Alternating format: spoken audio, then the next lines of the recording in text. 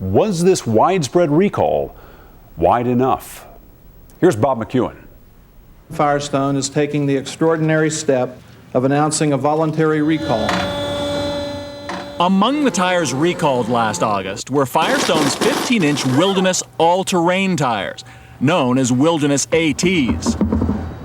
And among the Ford Explorer owners who descended on dealers to get their Firestones replaced as soon as possible were Austin and Charlotte Garula of Tucson, Arizona. So where did you hear the details of the recall? 5:30 News. And what had you heard? Other people were getting killed. Austin and Charlotte were so determined to keep their Explorer from ending up like this that when they learned they'd have to wait weeks for replacement tires, they canceled a family vacation rather than take the risk of driving. We decided we're not going to go. You know, it's not safe. But when they finally got to the dealer in September, they discovered that according to Firestone, not all 15-inch Wilderness ATs were created equal. Though the company mainly manufactured the tires at 3 different factories in Canada, North Carolina, and in Decatur, Illinois, Firestone recalled just the ones made at its Decatur plant. It wasn't until the Explorer was finally up on the lift, awaiting its replacement tires, that a serviceman here at the dealer realized that only 3 of Austin and Charlotte's Wilderness ATs had been manufactured at Firestone's plant in Decatur, Illinois. So only those 3 were covered by the recall. The other 2 tires had been made by Firestone in North Carolina, and the company was insisting that they were perfectly safe. Austin left the dealership that day with the 2 Wilderness ATs not covered by the recall on his 2 rear wheels. 3 weeks later, on a clear, dry October morning, he took his Ford Explorer onto the interstate from Tucson to Phoenix for a business meeting.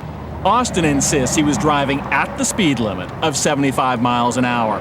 Though a motorist behind him that day told police Austin was going as fast as 9 miles per hour over the limit. In the passenger's seat, seatbelt unbuckled, was a co-worker and friend named Kenneth Ruddy. And about 55 minutes out of the city, I heard this thump, thump, thump. And I'm like, oh, great. So I hold on to the wheel and I press the brake just a little bit. And all of a sudden, the vehicle just started to rock back and forth. And I just started to flip. I just held on, and in my mind, I'm thinking, oh, Lord. And it seemed almost like eternity. We just kept flipping. And once we finally came to a rest, I was still holding on to the wheel, and I turned up and I looked and I said, Ken, are you all right, Ken? And Ken wasn't in his seat. Witnesses traveling along Interstate 10 behind the Explorer reported seeing a huge cloud of dust as the vehicle tumbled out of control over the highway median like an old soda can. Left behind on the pavement was the black tread of Austin's right rear tire, the telltale sign of the very disaster that he had been so determined to avoid. And Ken was just lying there. And could you tell at that point if he was still alive? He was still alive. You know, by that time the paramedics came, and I was watching the monitor, you know, when they were checking him, and I was watching the monitor, and then all of a sudden, you know, it just went flatline, and the guy told me, sorry, man, you know, your friend's dead, and I didn't know what to do, you know. What was the point, Austin, at which you began to wonder specifically what had caused this? I knew instantly what it was.